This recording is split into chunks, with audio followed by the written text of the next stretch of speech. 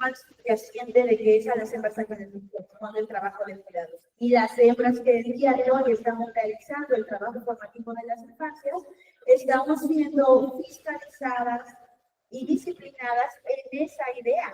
Y desde ese disciplinamiento ahora se nos exige también, bueno, sí, pero mientras tú estás encasillada en este sistema de ser, tienes que formar a los demás para que no se encasillen en lo mismo. ¿Cómo? ¿Cómo me pides formar a alguien en una existencia muy nueva a la existencia que yo he medido? ¿Desde dónde? ¿Qué herramientas? Bueno, sí, la formativa, pero no es suficiente.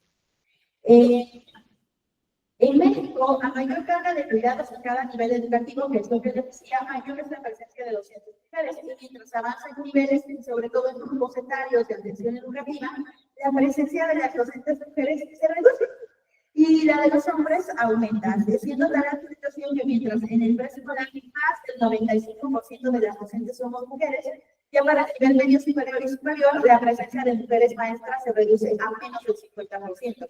Y ahí ya también hablar de todo el problema de violencia académica que sufren las mujeres para poder representarse en espacios de docencia en estos niveles educativos.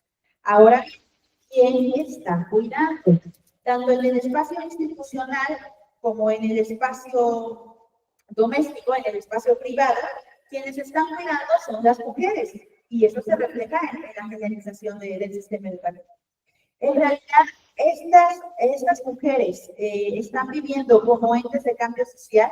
¿De qué manera la realidad en la que las mujeres están viviendo hoy, en este momento, y la forma en la que se les obliga a desenvolverse socialmente, influye en la crianza, cuidados y formación que son capaces de brindar a los hijos? Pretender que las infancias accedan a una vida libre de violencia de género solo porque hay una guía que propone un ejercicio lúdico de 5 minutos, que además se prohibió en la mitad del país, y porque su docente llevó a cabo una lectura voluntaria, complementaria y no masificada en la que se enlistan reflexiones sobre violencia, que es una política de carácter deductivo demasiado ambicioso, cuando estas docentes frente a clase en realidad son receptoras en sus propios cuerpos y desde la institucionalidad que disciplina el cuerpo, pasando por la precariedad de la injusticia social que les pone la carga de la responsabilidad, de además es tu responsabilidad no convertirte en víctima en tu trayecto cotidiano, mediante normativas sociales interiorizadas no escritas, como esto de, es que no uses el transporte público si va lleno. O sea, la maestra tiene que formar a los niños en una equidad de género, pero para llegar a la escuela donde se forman los niños, la maestra tiene que pensar en, no uses el transporte público si no va lleno porque te lleva el chofer. Camina alerta, no uses los audífonos. Voltea cada 3 o 4 pasos. Tienes que ir armada, pero no armada con alguien que de verdad las tiene. Tienes que aprender como si fuera cama. Mira, yo ya vieron de tintas pimienta que también no funciona, pero por si acaso asusta. Todas estas violencias que las mujeres son parte y ahora encima cargan la responsabilidad de ir a formar sociedades otras en las que estas vivencias de violencia no permiten. Es demasiado asumir y demasiado poner sobre la carga de las mujeres que hoy en día están educando. Y bueno, ha pasado por eso hasta la hora ya demasiado expresada falta de recursos para aplicar verdaderamente acciones de transformación que, dicho sea de paso, no pueden ser carga ni obligación única del magisterio. Bueno, la guía está, la guía propone, la formación está, pero la maestra tiene que bajar 10 horas de la montaña, tener días de clases para venir a una capacitación y pagar esa capacitación con sus propios recursos y después esperar a que vuelva a salir el camión que va para su comunidad, y si no salió ese día, los niños ya perdieron 2 días de clase y entonces me lo va a reclamar la comunidad, entonces mejor no vengo a la capacitación y no hay recursos, no hay comunidad. Y ahora hablando de las comunidades donde hay escuelas, pero hay comunidades donde no, donde es el alumno que tiene que movilizarse, que tiene que trabajar. La guía propone, bueno, vamos a hacer este ejercicio y nos vamos a disfrazar. Me estás hablando de que hay una escuela de disfraces, pero no tengo ni habla. Entonces, bueno, todas estas cosas proponen esta situación que debería ser normal, pero que para muchas realidades en verdad es lo ideal, es lo que aspiran a tener y a poder brindar, pero en realidad no tienen ni lo mínimo. La escuela es un espacio de formación, sí, pero es un espacio de formación dentro de la vivencialidad, y el alumnado en esa vivencialidad encuentra la escuela como un espacio meramente artificial. Es decir, sí, el alumno, la alumna va a la escuela, el alumno está en la escuela preescolar y primaria 3, 4 horas respectivamente. Terminando el horario de la escuela, el alumno vuelve a casa, el alumno vuelve a la calle, el alumno vuelve al campo, el alumno vuelve a su vida cotidiana. La escuela queda ahí cristalizada como un espacio completamente artificial que, si bien puede producir dinámicas que son parte de circulación social, pues son aisladas del resto de sus espacios de acción y de vivencia. Y bueno, lo más grave es que es un espacio artificial, pero además con un horario mínimo, en el caso de la escuela preescolar y primaria, que son el pilar de la formación de la psique social. Cuando las niñas vuelven a casa después de la escuela, suponiendo que la escuela tenga todos estos requerimientos estructurales, administrativos, pues para brindar todas estas herramientas que se proponen desde la política pública, ¿qué pasa cuando las niñas salen de la escuela? De verdad, está la política pública incidiendo en que ellos vivan una vida libre de violencia de género, porque las niñas vuelven a casa después de esta cátedra con ejercicios teatrales, lenguajes inclusivos, se siguen encontrando de camino a casa con el adicto crónico acostado en la lineta de la calle, con el adulto mayor en situación de calle y en grave situación de hambre, con las víctimas de trata de personas que están ahí en el matadero turístico como caminando de muchos ofreciendo cigarros. Usan las avenidas peatonales y hacen malabares de equilibrista para no caerse de los 10 centímetros de banqueta que se les dejó en la vuelta inglesa. Vamos, ahí hay política pública que está siendo violenta contra esas sustancias. Francesco Tonucci nos hablaba también acerca de cómo el poder observar niños transitando independientemente por las calles también es como un indicador de avance social. Y al día de hoy, algo que pareciera tan lejano de la violencia de género en las infancias como el reglamento de tránsito está siendo violento contra la sociedad. Entonces, bueno, les decía, los niños cruzan avenidas que no tienen cruces peatonales, se les exige cruzar un puente peatonal de 10-12 metros de altura cargando la mochila, cuando no son ellos los que tienen acelerador y todo. Los niños bajan hasta el último centavo de sus bolsitas para pagar el transporte público, que si se descuida, puede ser el último que tome, porque aunque no se descuidara, el conocimiento popular del periodo de que te lleve chofer por la fuerza es generacional y va encaminado a la infusión de miedo sobre población específica, que son las mujeres y las infancias. Un hombre toma transporte público a las 12 de la noche y no va pensando en estos temores. Sí, y luego, ¿qué pasa? Las infancias llegan a casa a cumplir labores domésticas y de cuidado de otras infancias. Las infancias están maternando a esos hermanos y hermanas que requieren una atención parental que solo podría ser brindada a costa del sustento familiar. Y en un sistema económico capitalista donde las jornadas obreras son necrófilas, no dejan espacio ni tiempo para el cuidado y mucho menos para las actividades de resarcimiento de la vida. Entonces, estamos intentando practicar estos ejercicios con infancias que están parentalizadas por el nivel de precariedad social que les impide tener espacios y tiempos para las labores de cuidado y les impide estar teniendo un desarrollo armónico con su nivel etario. Mientras tanto, bueno, ¿qué pasa con las madres? Porque hablamos de las infancias, pero las madres son también el principal actor dentro de las escuelas.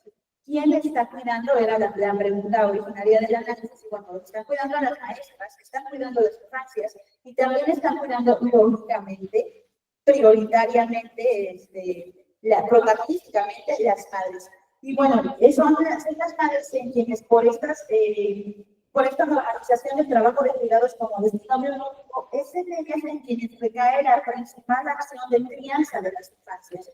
Y estas madres ahora también se encuentran atrapadas en la vorágine de la marcha urbana, que se vuelve una amenaza constante para la vida de ellas, porque desde la primera hora que mi mamá se levanta, mamá se hunde en el líquido mental del que me voy a comer, algo que no me muestre el cuerpo, a ver con qué blusa de todo mi closet, es menos posible que alguien me mate. Y bueno, a lo mejor no va a significar una diferencia que me maten, no, pero si me matan, bueno, ¿por qué no es menos posible que me echen al cuerpo institucionalmente? Porque ¿para qué salir vestida así?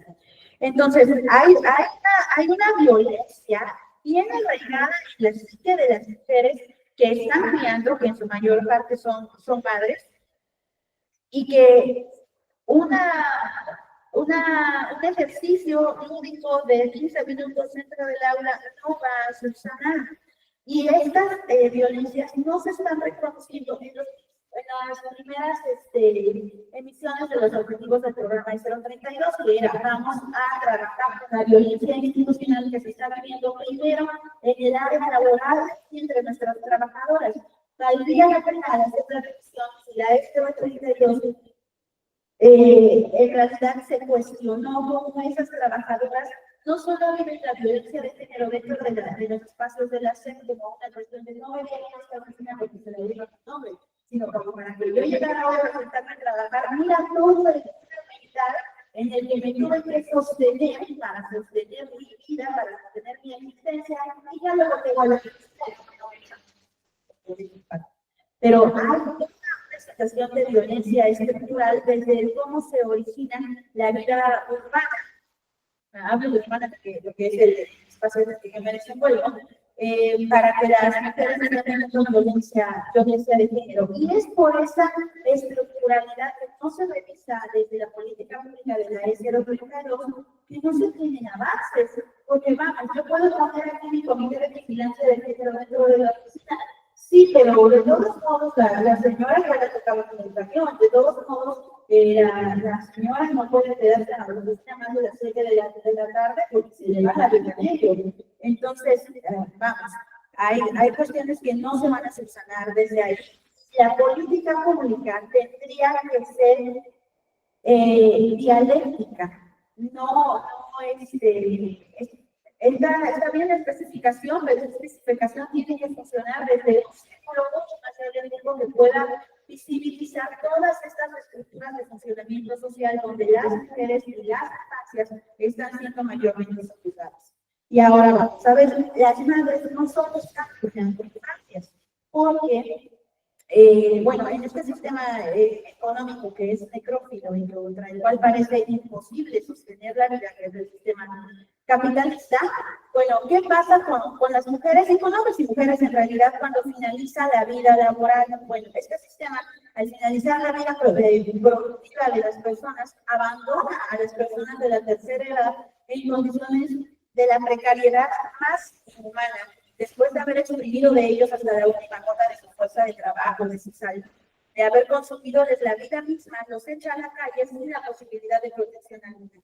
En México, al día de hoy, apenas el 6.25%, esto con datos de México, apenas el 6.25% de los adultos mayores tienen acceso a una pensión. Y otro tema muy diferente sería hablar si esta pensión en realidad puede sostener la capacidad de brindar una vida digna a las personas de la tercera edad, que en la mayoría de los casos no es así.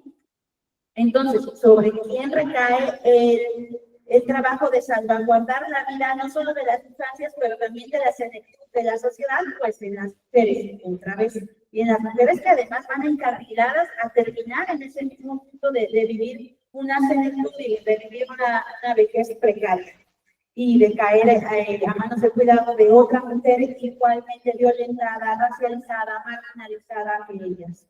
Entonces, estamos hablando pues, de una crisis civilizatoria que no está siendo atendida desde la política pública. La política pública, al menos ante mis ojos en la E032, tiene muchos objetivos, pero sus acciones están súper focalizadas en actos de discriminación, que no es lo mismo que atender actos de violencia estructural.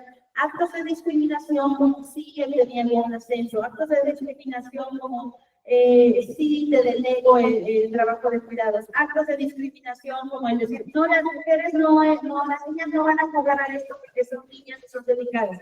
Ok, pero esos actos de discriminación son apenas la puntita de todo sistema de violencia en el que se sostiene la marginalización de las mujeres y que además nos envuelve en una crisis civilizatoria que se entrelaza con la crisis de recursos económicos y naturales en la que nos vivimos, una crisis planetaria.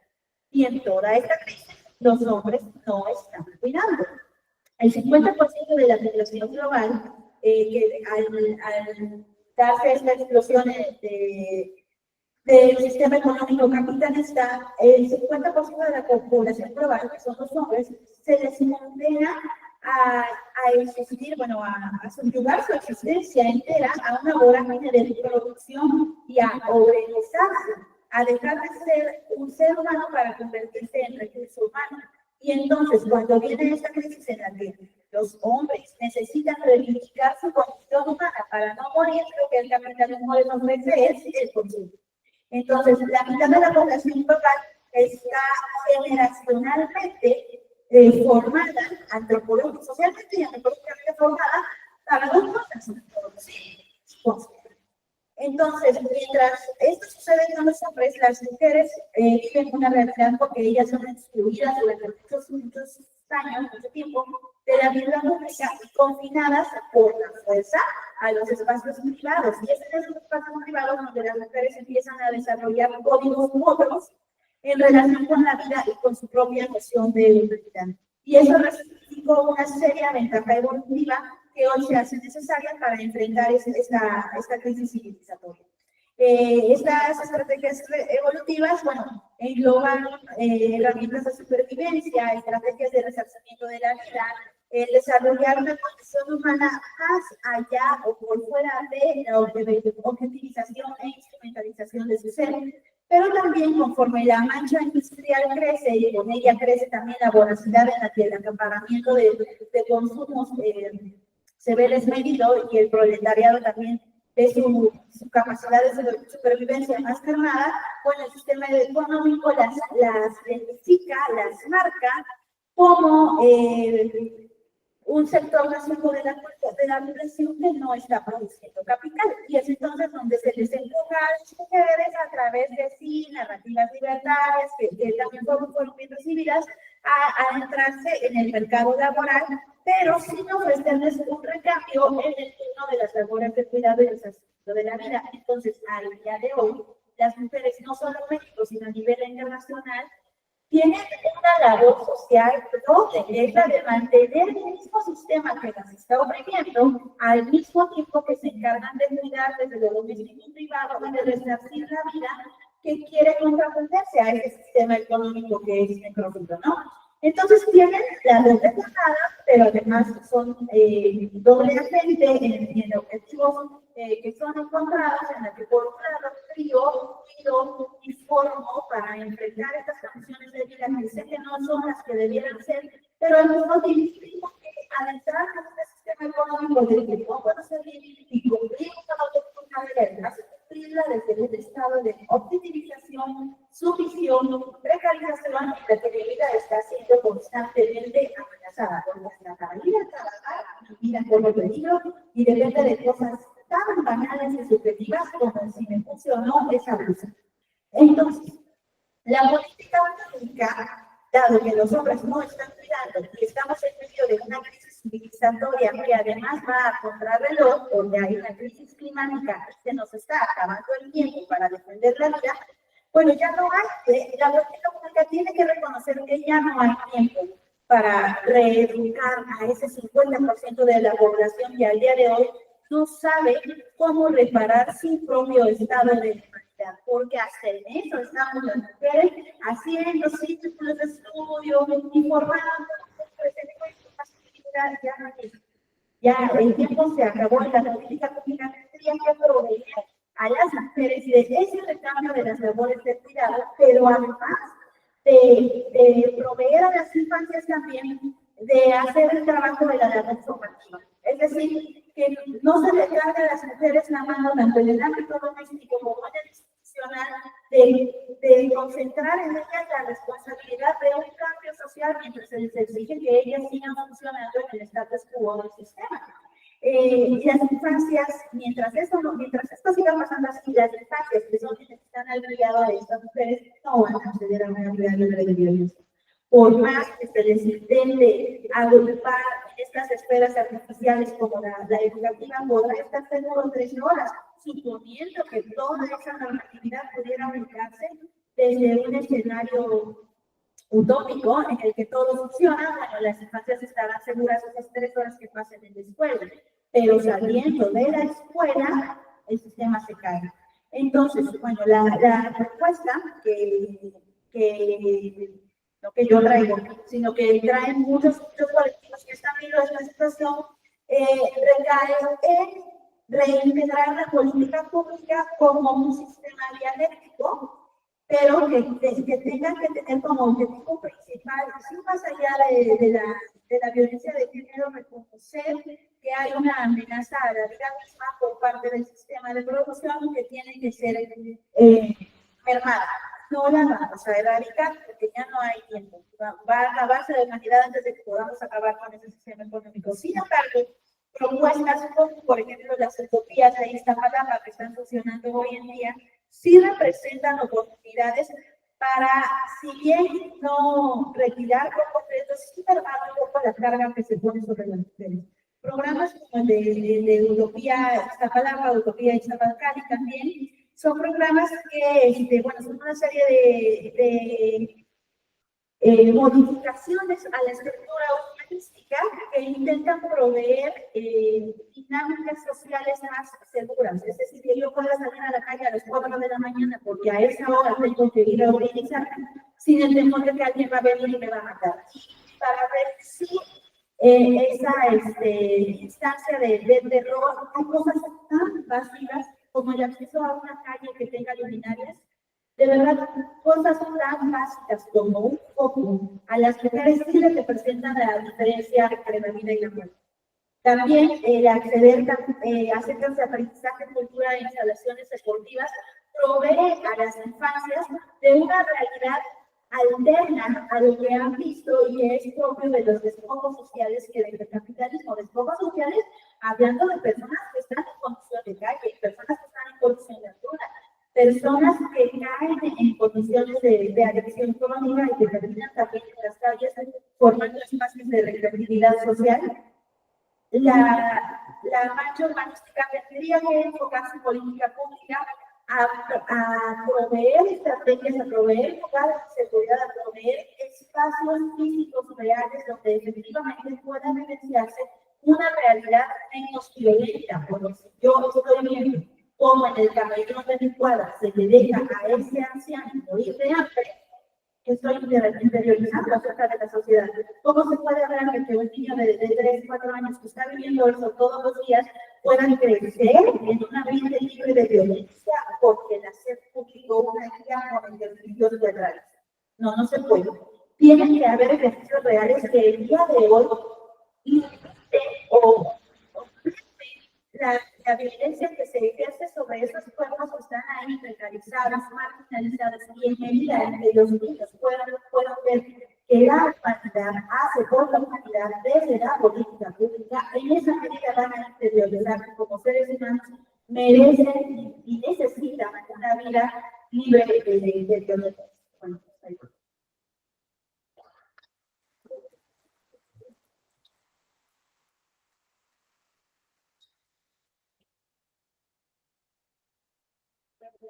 Yo creo que se escucha.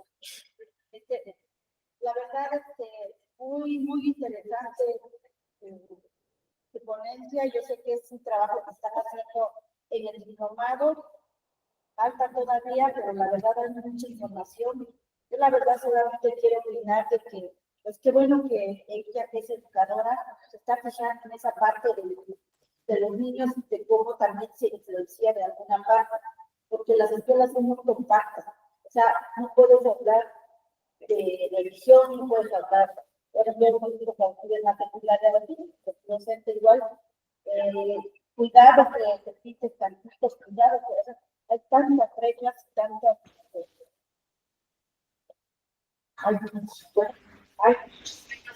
Con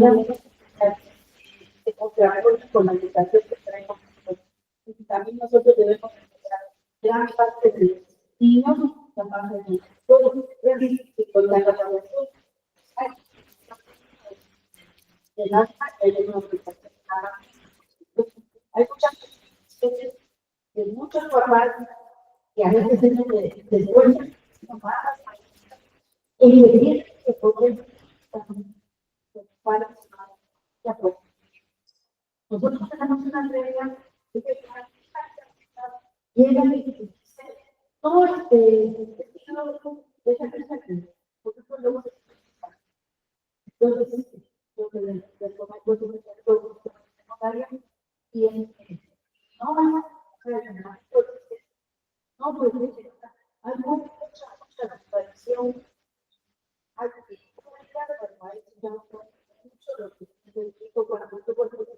hay unas reglas que son muy absurdas, yo, pues porque las maestras van a necesitar dedicarlo, estar dando ejemplo para ellos que están creciendo. Entonces, yo me decía lo que la van a hacer fundamental, donde deben estar con todas estas iniciativas. Yo me vengo para muchas escrituras dentro de la familia. Entonces, pues,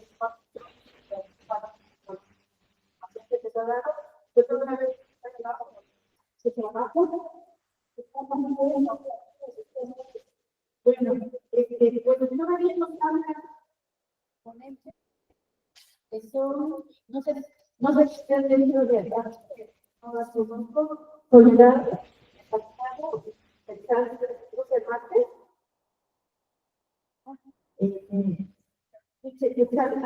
Mucho gusto. A presentar.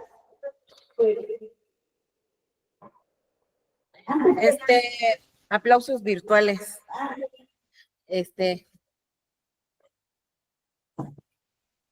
Muy bien.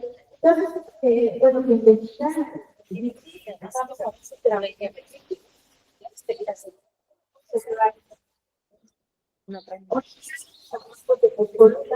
sitio de la versión sistema, hija de Juana Campesino, hija de Cama de Casa, ingeniera en sistemas computacionales, jefa de dirección de la ingeniería de sistemas computacionales, coordinadora del sistema de gestión de igualdad de género, no discriminación de gestión metodológica, por la misma para los clientes escolar, comité de capacitación y flexibilidad parte de la certificación del Instituto Estatal de Educación de Oaxaca en igualdad social con discriminación.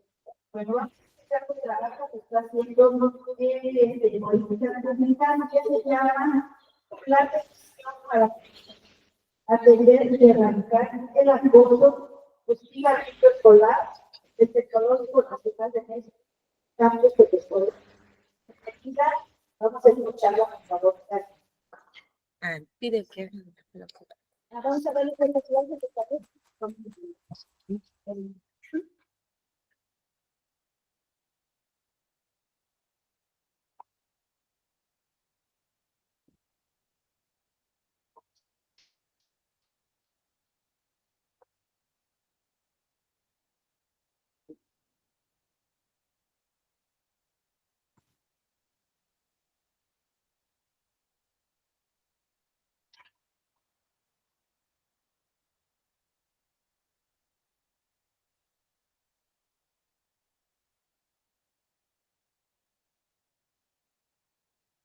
Buenos días, compañeras, buenos días, compañeros. Mi nombre es Cristian Cruz Cervantes y actualmente estoy cursando lo que es el diplomado especializado sobre políticas públicas de género en contextos de riesgo y desigualdad.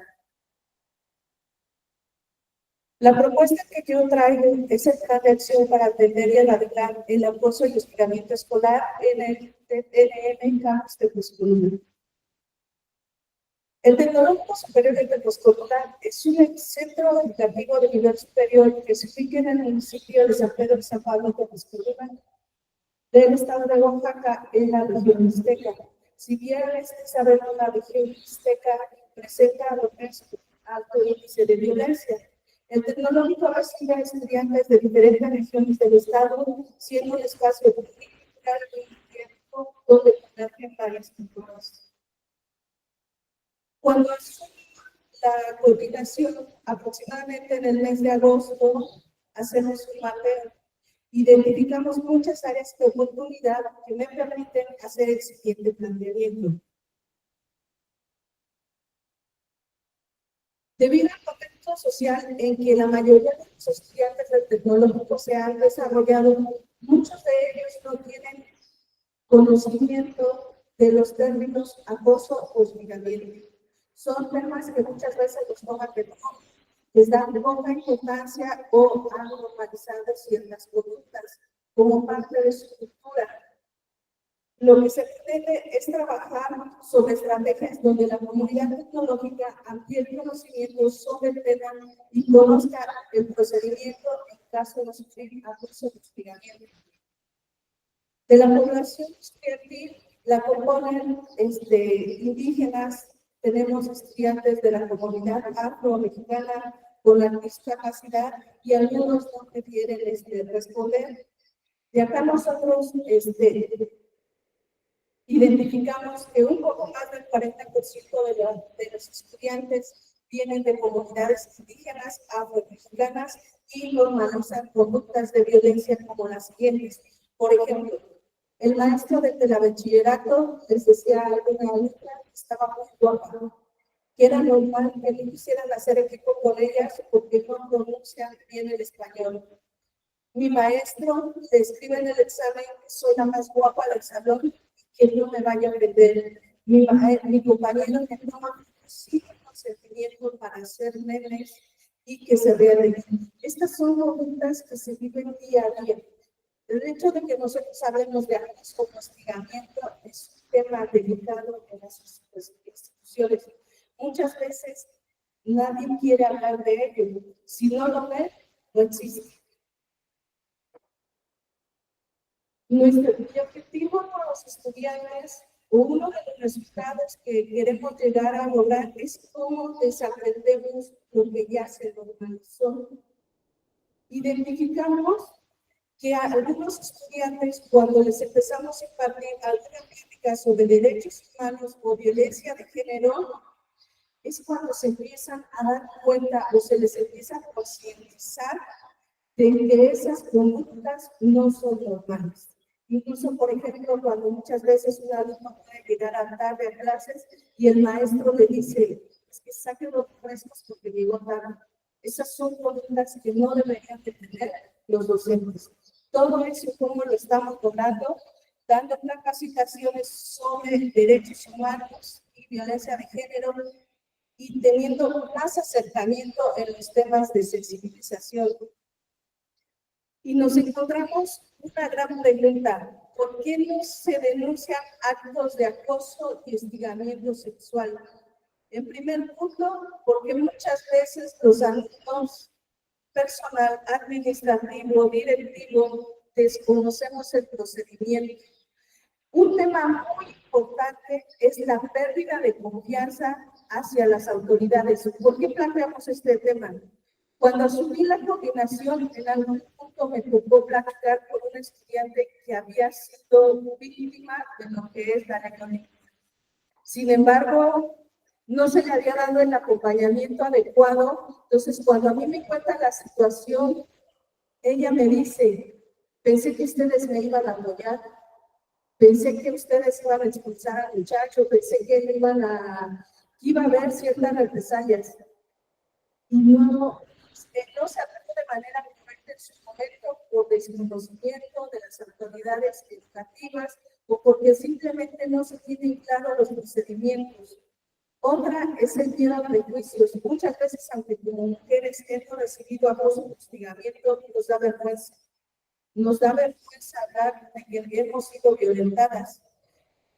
Ahora, es muy importante también el no saber diferenciar entre amor y violencia, entre lo que es la violencia en el noviazgo.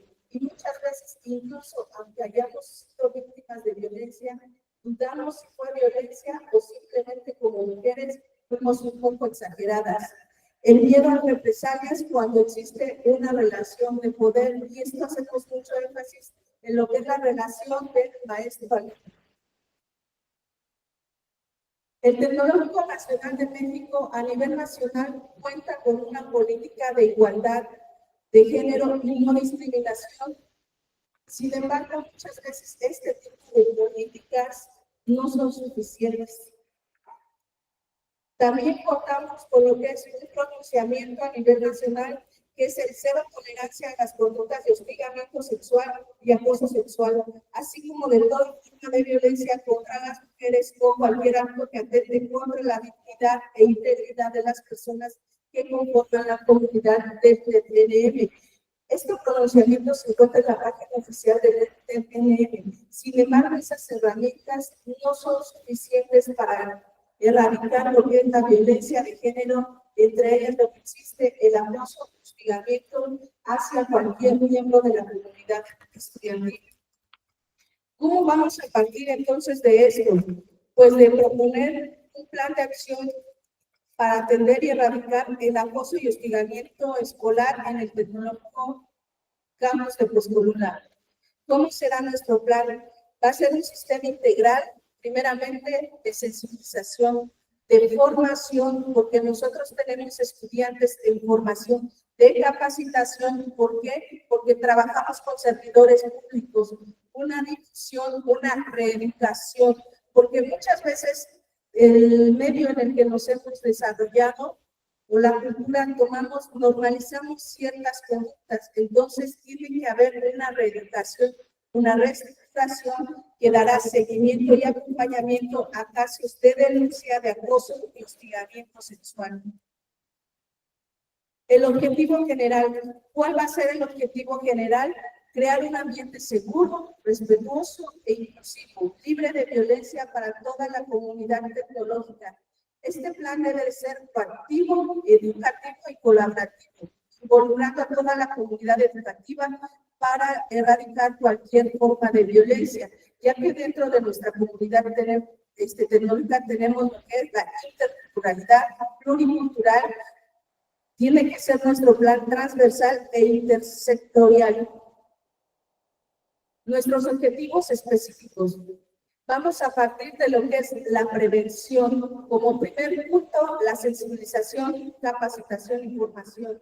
Impulsar programas de sensibilización y capacitación continua para nuestros estudiantes, docentes, personal administrativo y directivo. Muchas veces como directivo llegamos a asumir algún cargo y no tenemos ni siquiera, tenemos un conocimiento sobre este tipo de conductas. Entonces yo creo que tenemos que capacitarnos desde arriba, desde las estructuras de directivos hasta estudiantes, toda la comunidad que converge en el tecnológico. Otro punto importante es el desarrollo de habilidades socioemocionales. Implementar talleres que ayuden a los estudiantes a mejorar sus habilidades para la resolución de conflictos, la comunicación asertiva y el manejo adecuado de las emociones, porque muchas veces el acoso se mide por grados. Por ejemplo, el desenlace de un conflicto mal manejado, si ya es constante. Entonces, todo eso queremos tenerlo claro para, en base a eso, poder actuar de la manera correcta. La atención. Lo primero que queremos hacer es fomentar la cultura de la denuncia. Muchas veces no denunciamos. ¿Por qué? Porque pensamos que, por ejemplo, nuestros datos van a ser compartidos. Entonces, ¿qué tenemos que hacer? Establecer mecanismos seguros, accesibles y confidenciales para que los estudiantes y personal administrativo y directivo puedan denunciar casos de acoso sin temor a represalias.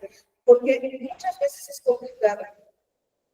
Una alumna hace una denuncia en contra de un maestro y, por ejemplo, en lo que pasa al comité de ética, se toman medidas preventivas y, por ejemplo, se hace una acta administrativa al docente. Estamos sancionando al docente y regresa a la aula. Sin embargo, no estamos protegiendo a la afectada, a la víctima. Otro objetivo es la intervención temprana. ¿Cómo vamos a actuar aquí? Promover la identificación temprana de los casos de acoso, fomentando la colaboración entre el estudiantado, los docentes y el personal administrativo para para detectar señales de alerta. La intervención con agresores, implementar medidas de reeducación y reflexión para los agresores con el objetivo de evitar la repetición de conductas violencias y promover el cambio de sus actitudes. Por ejemplo, esto entra más que nada en lo que son los estudiantes. Dentro de la estructura del tecnológico existe el comité académico. Es ahí donde se ven los casos, por ejemplo, cuando un golpea a un estudiante. Entonces, ¿qué se hace? Se analiza el caso, dependiendo de ello, sería la sanción. Sin embargo, si el chico es violento, tendría que tener una reeducación para que no vuelva a volver a cometer esa conducta. Y uno de los puntos también del objetivo general es de erradicación. Yo creo que cuando nosotros hablamos de erradicación, ese es un tema muy ambicioso. Dentro de ello queremos crear un protocolo exclusivamente para el tecnológico de Tepoztlán, que tenga perspectiva de género, que sea claro y eficaz para identificar, gestionar y sancionar los casos de acoso escolar de manera justa y equitativa. Otro que entra en la atención integral a víctimas, promocionar el apoyo psicológico y emocional a las víctimas de acoso escolar, así como el seguimiento constante para asegurar su bienestar y reintegración al entorno educativo. ¿Cómo pretende ser eso? Sutil, accesible, entendible, experto, breve, adaptable y confiable. Dentro del tecnológico tenemos lo que es la coordinación de igualdad de género. Sin embargo, por ejemplo, si se tiene un caso de hostigamiento, una chica fue de denuncia, tenemos un formato de denuncia. Esa denuncia, como es servidor público, se turna al comité de ética y el comité de igualdad queda fuera. Lo único que podemos dar es el acompañamiento. Entonces, muchas veces el comité de ética, el secretario ejecutivo, lo que hace es que no maneje el caso con perspectiva de género. Algunas veces hemos detectado que se revictimiza a la afectada. Otro de los puntos es que queremos lograr pasar de lo que es de la simulación a la acción y del discurso a los hechos. Estamos hablando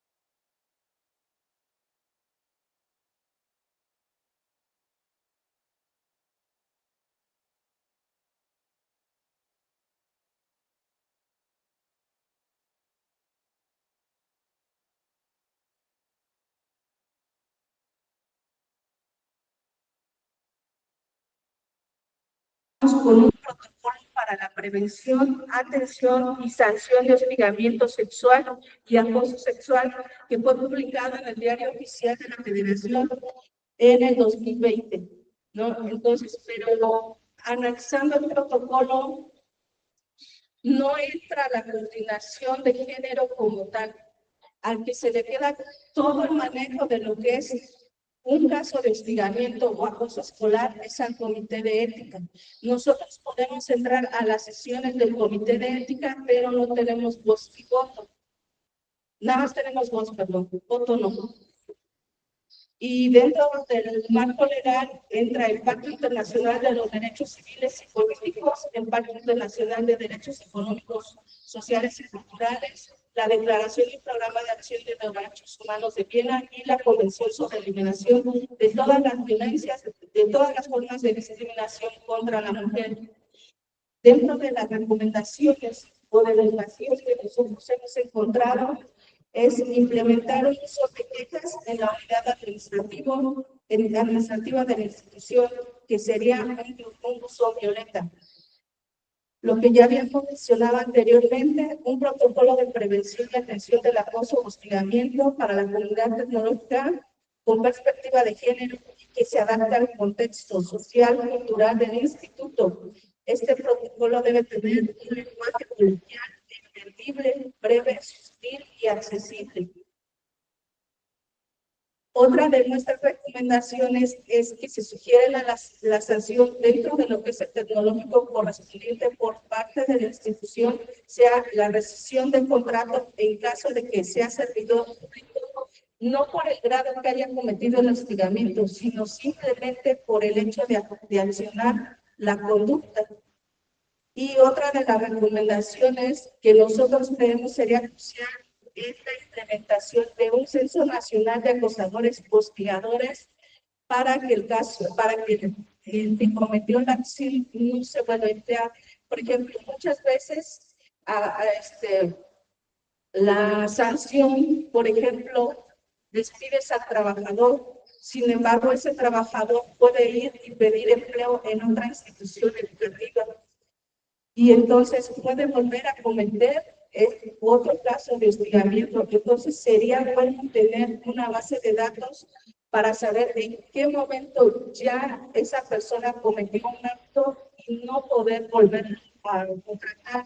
Esa sería una forma de proteger, por ejemplo, a los estudiantes y más que nada a las mujeres, ¿no? Porque recordemos que la violencia mayoritariamente se ejerce del hombre hacia la mujer, pocas veces es de mujeres hacia hombres. Entonces, realmente este tema yo creo que es muy interesante porque cotidianamente se presenta en el ámbito educativo. Muchas veces ni siquiera como estudiantes, como directivos o como personal administrativo somos conscientes de este tipo de conductas. Entonces, creo que es un tema que se tiene que hacer visible. Algunas veces llegan a, no pasa nada, se olvida, simplemente hay un llamado de atención tanto para el acusador o para el hostigador. Sin embargo, ese tipo de conductas se siguen replicando o se repiten, incluyendo entre los alumnos, dicen de broma. Por ejemplo, tuvimos un caso de un chico que golpeó a un niño y lo mandó al hospital, ¿no? Y en el transcurso, en lo que hay un análisis de la situación, los chicos, entre broma, a un alumno si le cae mal, dicen, pues, ¿quieres que te pase lo mismo que al que se fue al hospital, no? Entonces, estamos viendo de que cuando no hay una sanción, cuando no hay una sensibilización, no nos damos cuenta de esa clase de conductas. Entonces, esa es la propuesta de mi trabajo. Muchísimas gracias.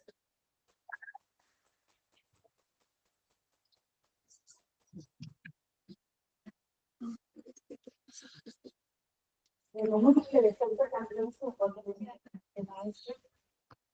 La verdad es muy importante todo lo que nos está comentando. Que no estamos hablando mucho del ámbito de la educación. No siempre nos vamos a mostrar como hablamos a planificar desde la educación, hemos tocado que el trabajo es fundamental para formar a las personas. Entonces, ahora gusta participar, adelante por favor. Buenos días a todas las compañeras. Entonces, hay unas cuestiones que me llaman la atención de las dos cuestiones que marcamos. Yo llevo trabajando el tema de la planificación de 20 años y hay algo que sí me gustaría preguntar. Fundamental es la comunicación del tema. Los dos minutos yo veo en esta parte. Los contenidos que se convirtieron como tan tranquilos porque empiezan a hablar de una cuestión y haciendo así. Es más bien la idea es tener una rebaja llegar a presentar en una situación, ¿no? Lo que vamos a hacer es mencionar hace rato de la y ya no se va para brindar cierto tipo de atención a determinadas problemáticas. Entonces, ahí el cierto del Estado.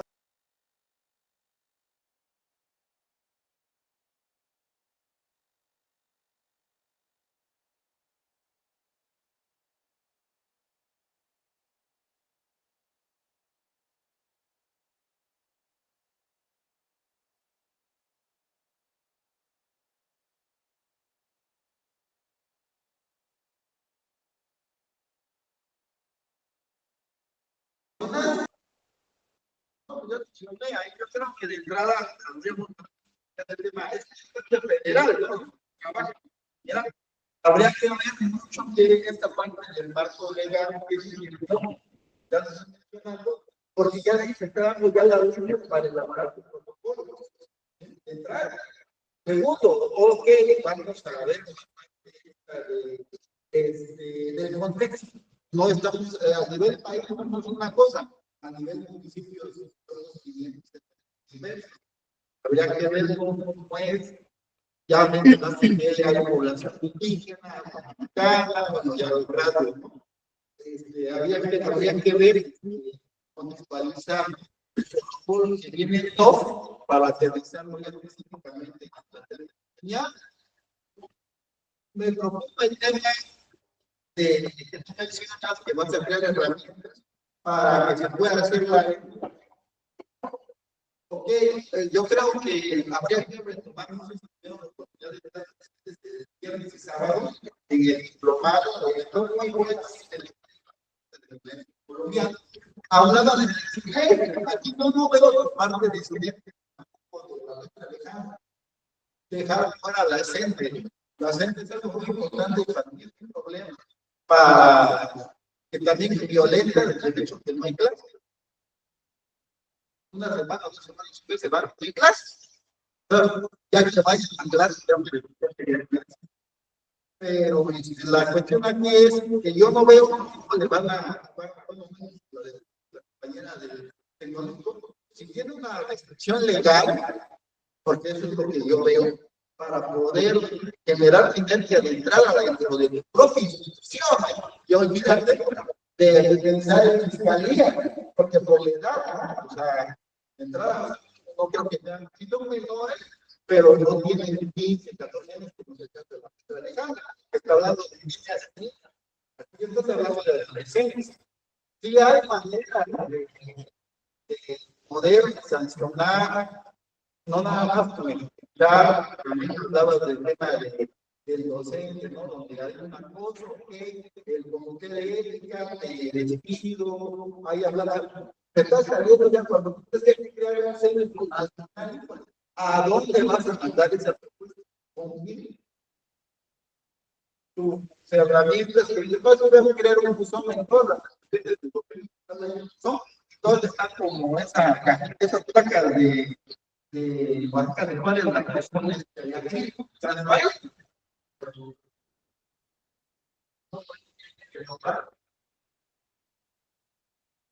no sé, yo siento que está muy claro el tema de crecimiento tecnológico, de acuerdo, que quieres hacer un protocolo, que ya el doctor está diciendo cómo hacer un protocolo, ya nada más lo basta evitar el tema de la región, pero sí me preocupa el tema de denuncia, el tema de seguimiento, que lo vas a poder hacer a medias, ¿no? Porque la base, y yo a ver qué me dice.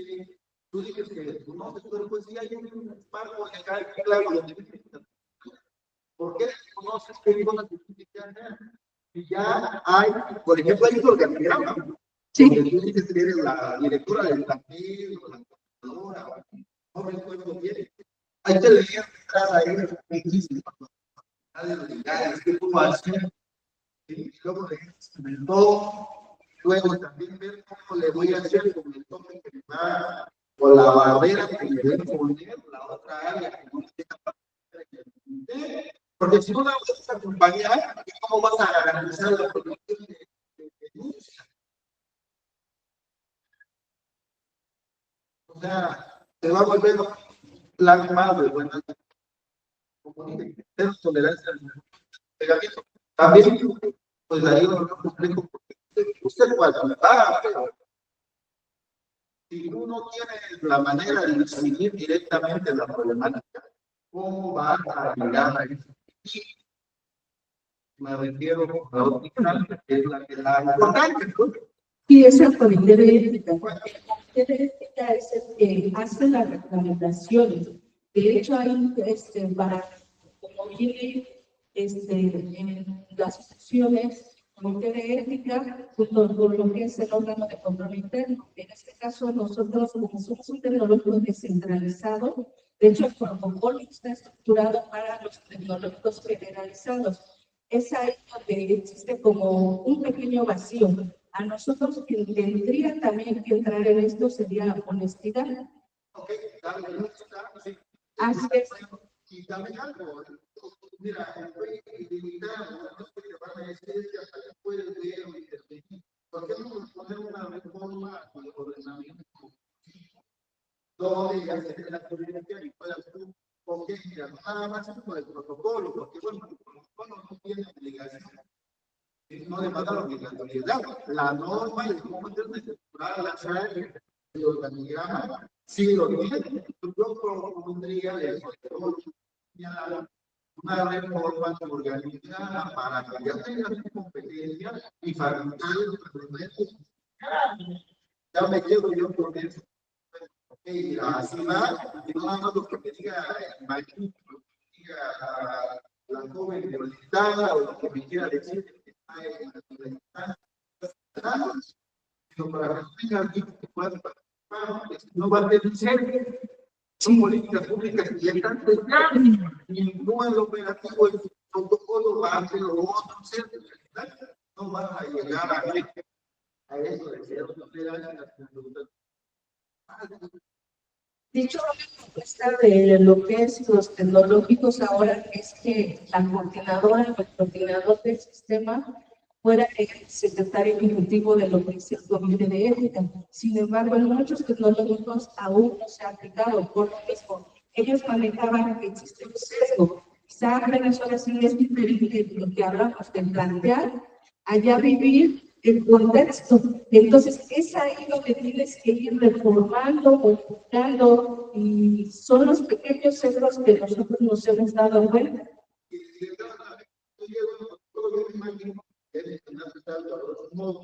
Que es la parte de separar al maestro.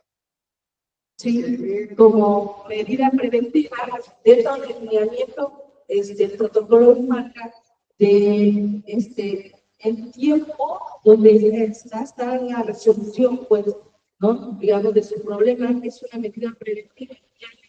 El comité de ética, junto con la autoridad educativa,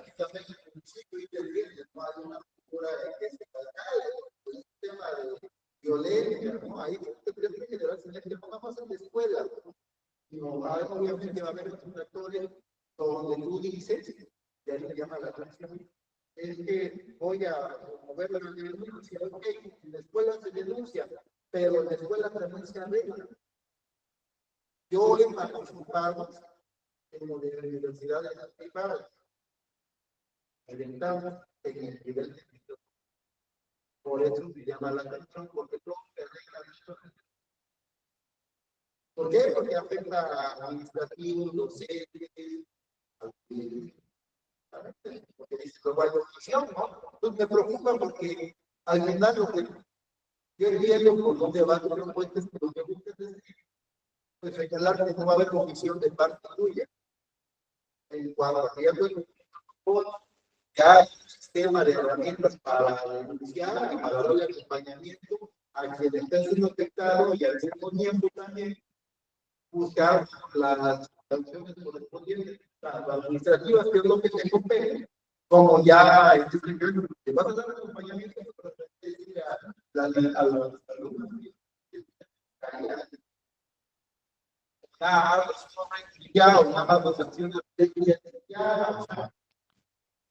Mire, apenas tenemos un caso y fue la denuncia en fiscalía, y desafortunadamente no tuvimos una respuesta favorable de fiscalía.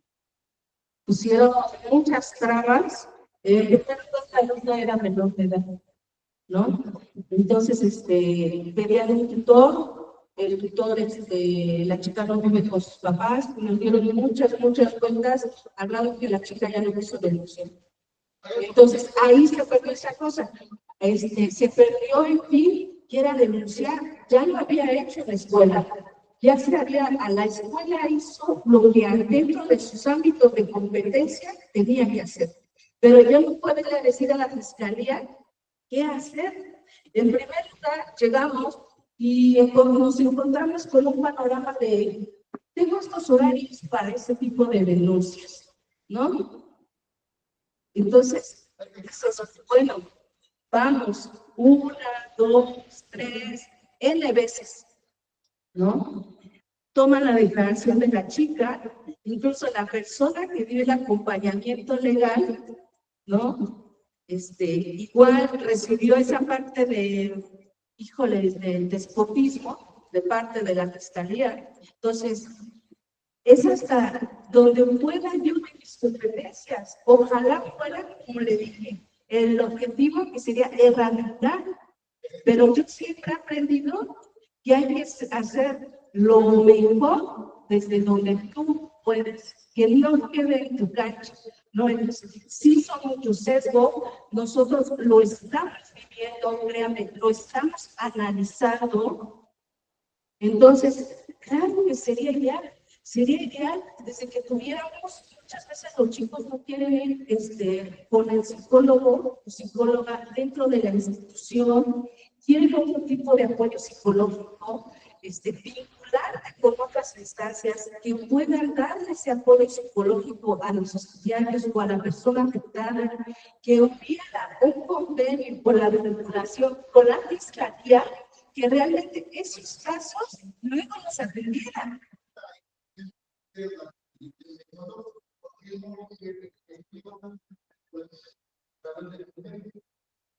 Por ejemplo, eso no lo pones ahí y se me hace interesante. Así es.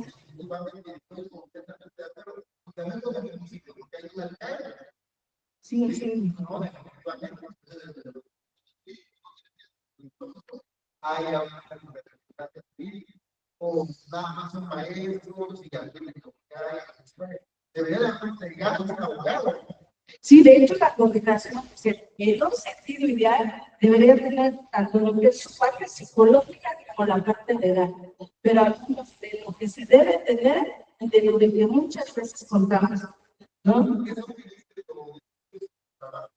Sí, o sea, aquí es a grosso modo, porque decía 5 minutos de exposición, entonces, pero pues realmente todo eso ya viene en el trabajo.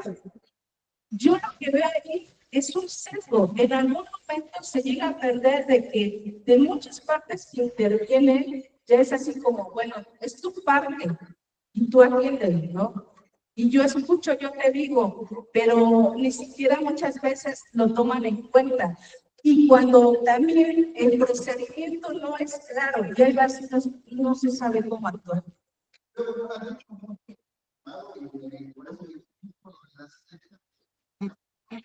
Porque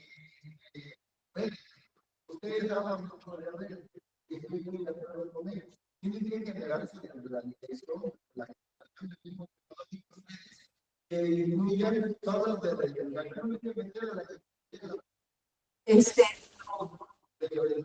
Sí, de hecho, con la licenciada Anabel, ya hemos tenido algunos trabajos colaborativos, ella ha ido a apoyar al tecnológico, o sea, este es un trabajo que te estoy diciendo que tomamos la coordinación en agosto, ¿no?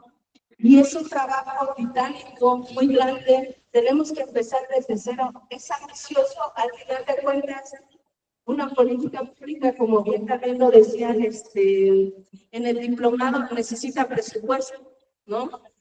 Entonces es ahí cuando ya empiezan los peros. Y queremos hacerlo mejor.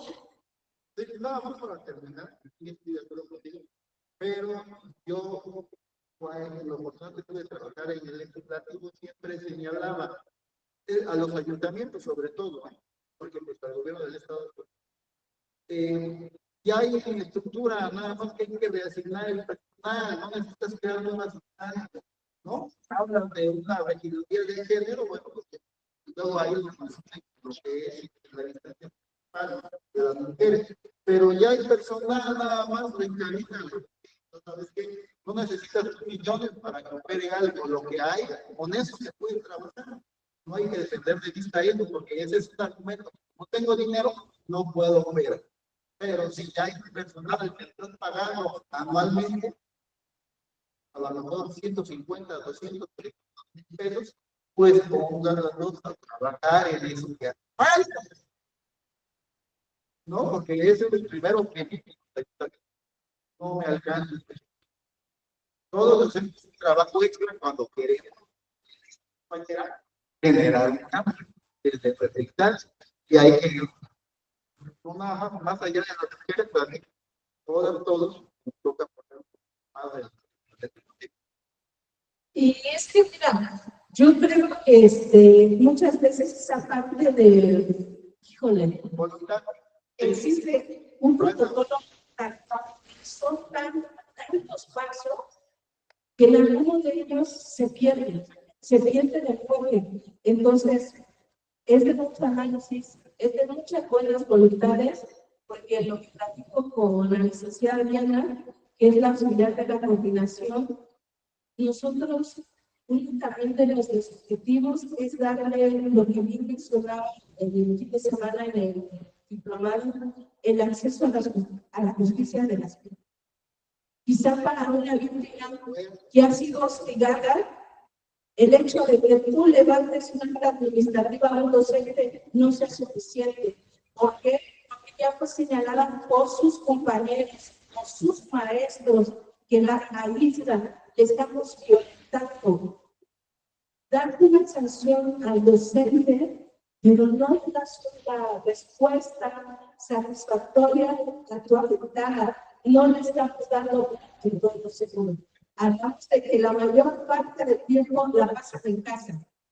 Es en nuestro hogar, nuestro entorno seguro. Y después de que viene un entorno seguro, libre de violencia para todo, desde un trabajador, desde nosotros como servidores públicos, directivos que también estamos libres de sufrir acoso, y nuestros alumnos que aún están en formación. Desde ahí yo creo que podemos cambiar las cosas. Pero ¿dónde debemos de empezar? Sensibilizar. Creo que es muy importante que nos hemos encontrado, y no creo que sea la única, es sensibilizar desde los ánimos malos.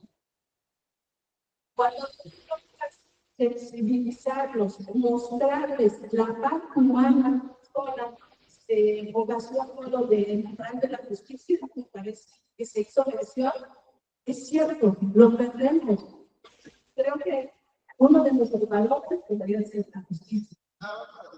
De acuerdo, y una manera para sensibilizar más gente que quiere seguir tu protocolo y te deseo el mayor de los éxitos, porque hace falta definitivamente con esto van a identificar y a sensibilizar a las autoridades.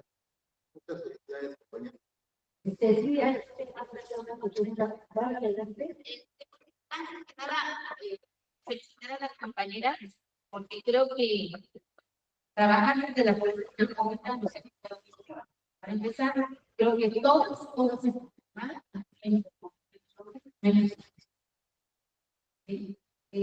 funcionamos a veces con las unidades, no hay cosas. Yo creo que hay que revisar mucho las experiencias de la UNAM, porque tampoco la UNAM es una casa de estudios de la UNAM.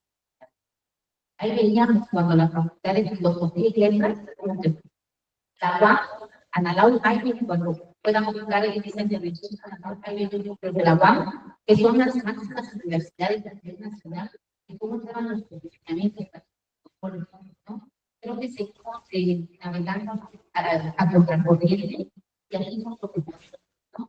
Yo creo que mejor también en la educación pública les están dando esta autonomía a las escuelas de los en nivel medio superior para que vayan utilizando los proyectos.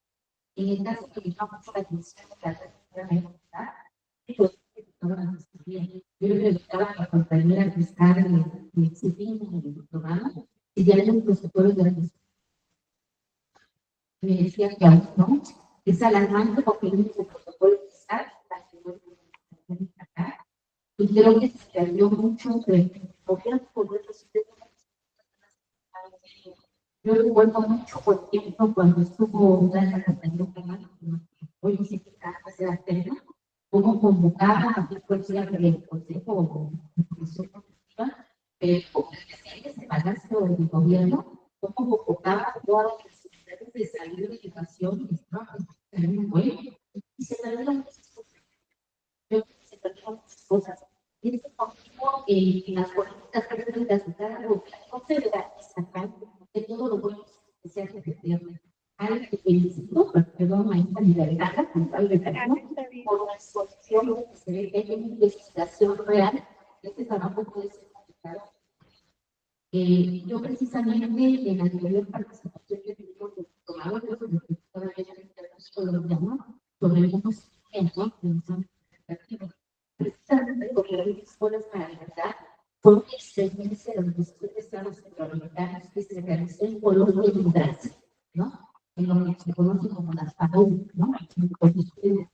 Quiero decirle que el programa y el plan único que se realizó en este momento, el de preescolar fue en 2009. Creo que fue una propuesta de los gobiernos cambiantes. Olvidada en el siguiente gobierno título. Se vuelve a perder. Estos materiales que quedaron, estos materiales son materiales educativos, que envían a Secretaría de Educación, 2009 fue escolar, 2010 fue primaria, 2011 fue secundaria, 2012 ya con la reforma constitucional de 2011 se llamaba igualdad de género, prevención de las familias que tuvieron en este caso, este material educativo sí estuvo en el área de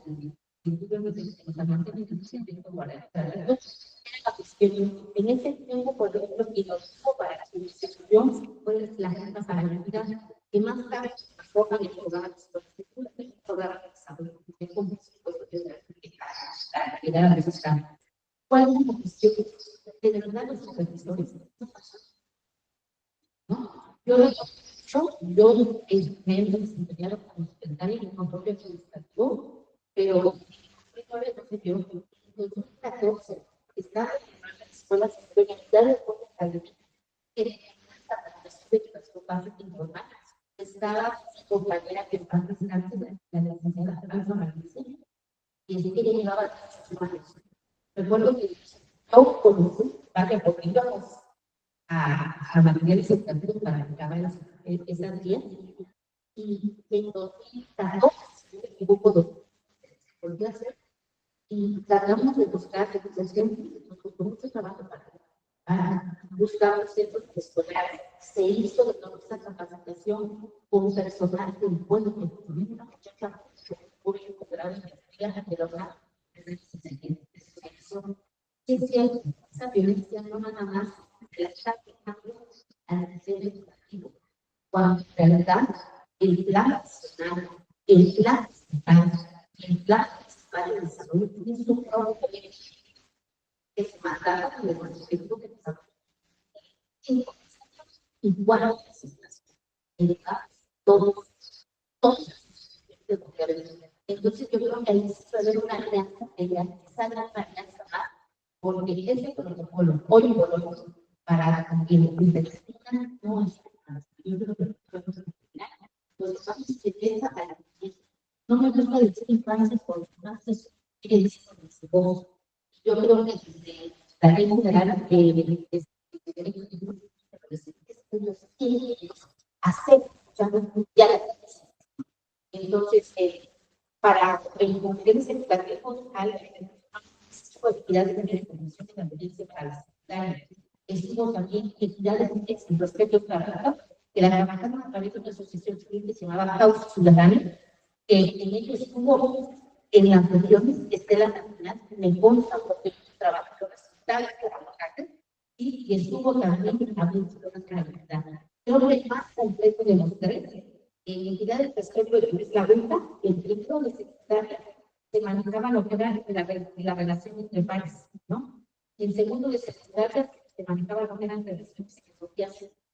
En tercero de secundaria, la relación entre adolescentes, ¿no? Sin embargo, se dieron cuenta en este estudio que muchos de los adolescentes hicieron la sexual desde el primero y segundo de secundaria. Decían que no podemos esperar hasta tercero de secundaria abordar esto, porque muchos abandonan la escuela secundaria. Creo que de los mejores resultados, te digo, porque estoy muy de cerca, fueron escuelas para evitar. ¿Por qué? Porque algunas escuelas para evitar hacían un diagnóstico, ¿sí? Mediante un cuestionario de preguntas cerradas, cómo estaba la violencia en las familias, en el alumnado y en el profesorado.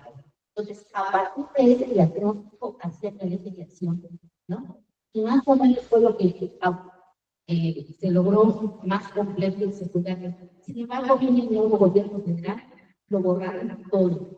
Y esto que tú mencionabas, que se publicó en proceso, sale en el ser político, cuando creo que están los estudios, porque fue un libro así, que dijeron, no, eso es lo que trabaja acá, y empezaron a posicionar la guía. Yo decía, ¿cómo caramba posicionan una guía cuando el proceso de ISDN, ¿sí? Para que se pudiera accesar? Estoy de acuerdo contigo, cuando se implican esas acciones de coeducación, se pierden los niveles. Yo me encargo mucho más el sistema integral para la familia de apoyo. El día sí o sí, que tiene carácter porque debería ser una secretaría para las familias. Y de ahí yo creo que todo el profesorado a nivel nacional y más en Oaxaca se tiene que vincular con todas las secretarías que tienen el Ejecutivo que está para la violencia. Ahí lo que convendría es una revisión al programa de igualdad 2023-2028, porque la igualdad porque ahí tienen las estrategias específicas del grupo. Entonces, yo creo que ojalá más adelante, con el diplomado, podamos hacer con la Secretaría de las Mujeres y hacer un análisis de la igualdad 2023-2028 para Oaxaca y esperar el 2025 para hacer también un enfoque estratégicamente a cada secretaría. Muchísimas gracias. El día de la Bueno,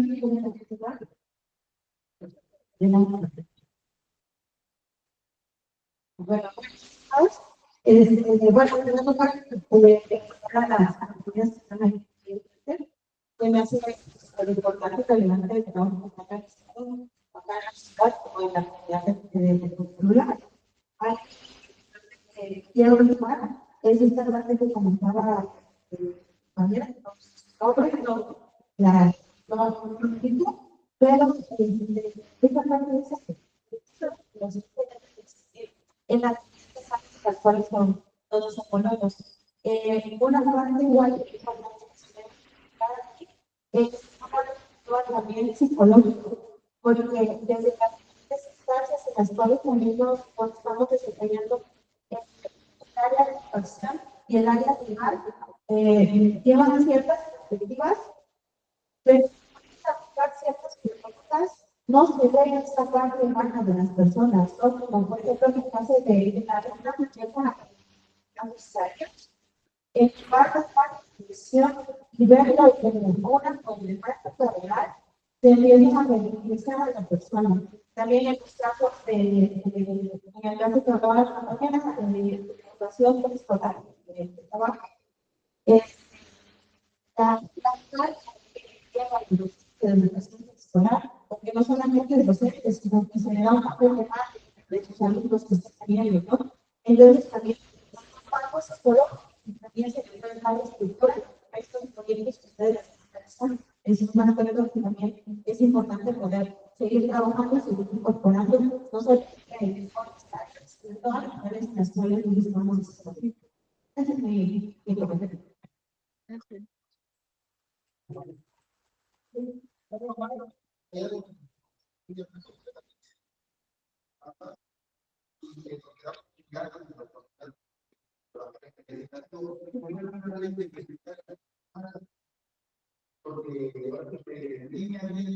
adolescente, pues no tenemos ya y que mejor sería que tuviera pues ok, gracias. Nos fijamos en un problema en sus palabras, la forma de tomar, necesariamente, la maestra, usted también. En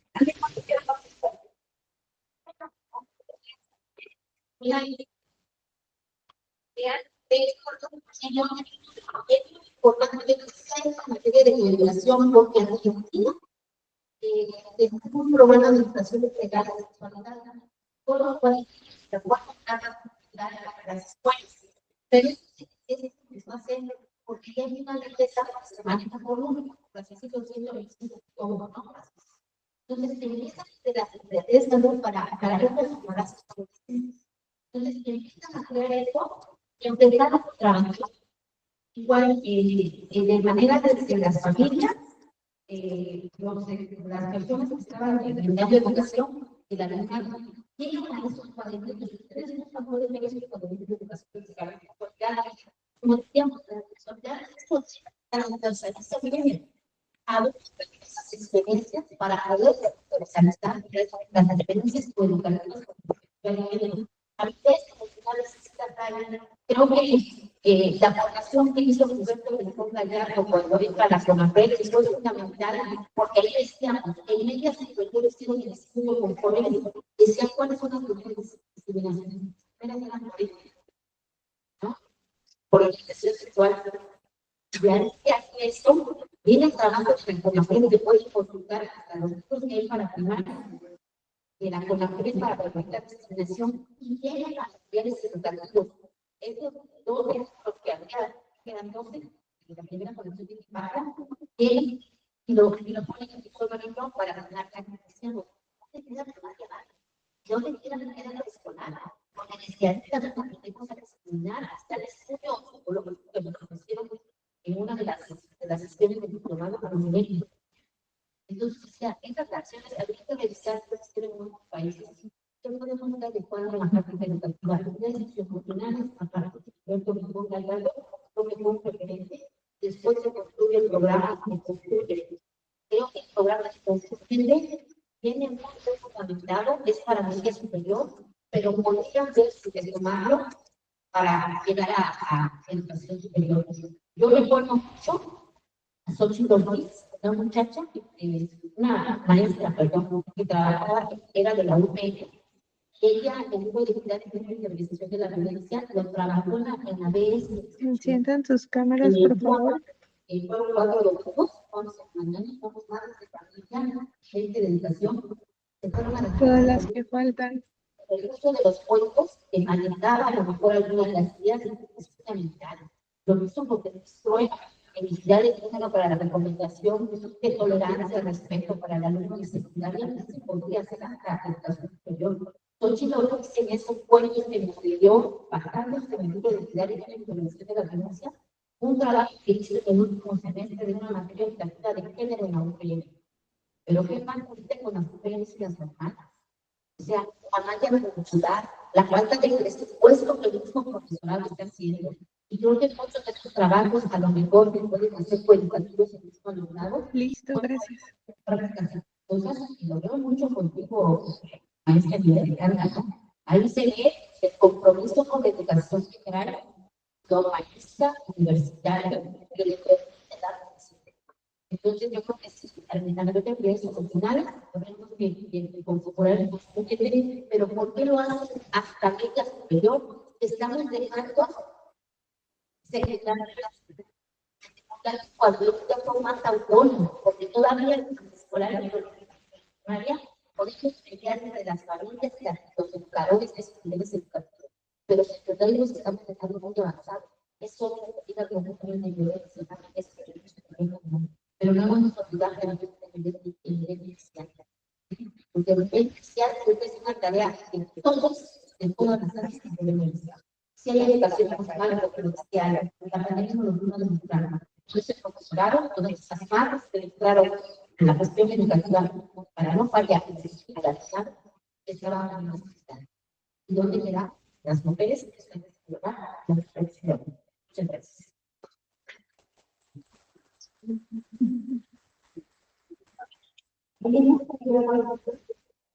Pues nada más invitarles a que prendan sus cámaras ahí y si nos acompañan de este lado a tomar la foto.